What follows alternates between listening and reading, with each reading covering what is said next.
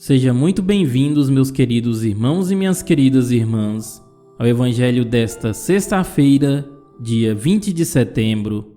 Iniciemos em nome do Pai, do Filho e do Espírito Santo. Amém. Que a graça do nosso Senhor Jesus Cristo, o amor do Pai e a comunhão do Espírito Santo esteja sempre convosco. Bendito seja Deus, que nos reuniu no amor de Cristo. Unidos nesse amor de Cristo, ouçamos agora com atenção o Santo Evangelho da liturgia de hoje.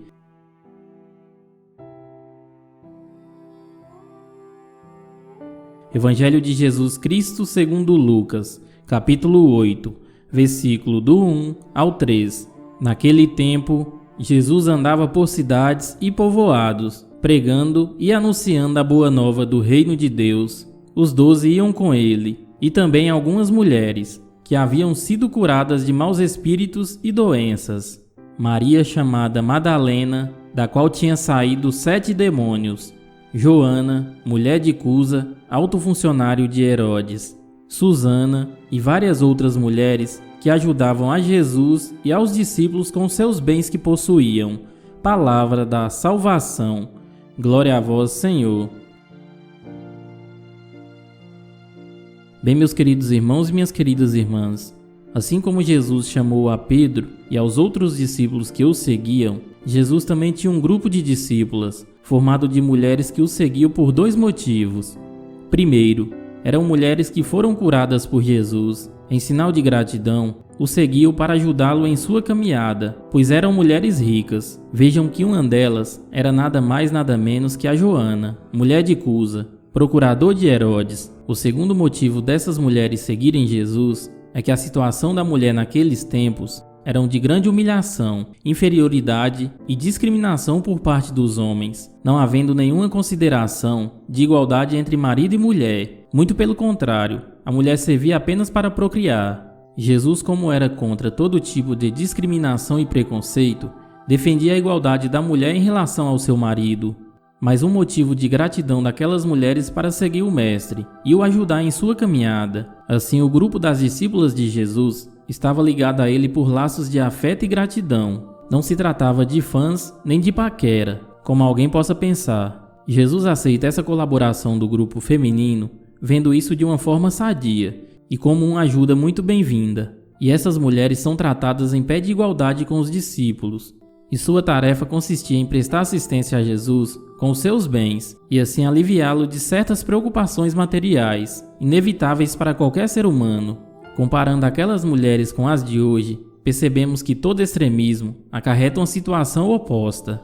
Quanta confusão se criou à volta da figura da mulher. Meu Deus!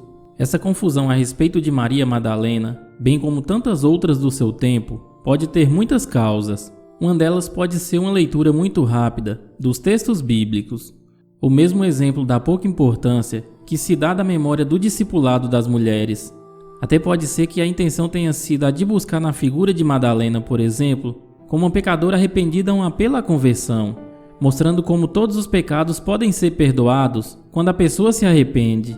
No entanto, parece haver uma intenção menos explícita, parecida com essas propagandas que hoje se faz através das novelas. De maneira sutil, a deturpação da figura de Maria Madalena mantém uma velha atitude de suspeita em relação às mulheres, passando a ideia de que sua natureza e seus corpos são espaços perigosos, de possessão demoníaca, identificada com o pecado. Os corpos inferiorizados e culpabilizados são mais facilmente submetidos.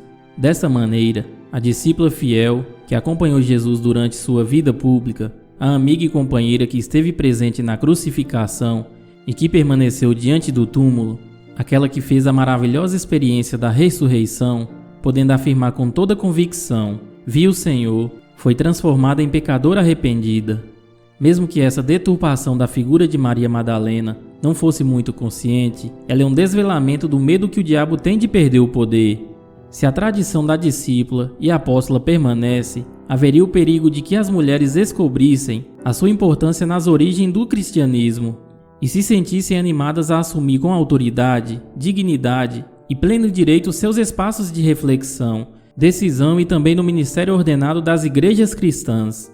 estariam lado a lado com os homens, mantendo a memória fiel de Jesus de Nazaré, fazendo circular o amor pleno e sem medo, exercendo o poder de defender e fortalecer a vida.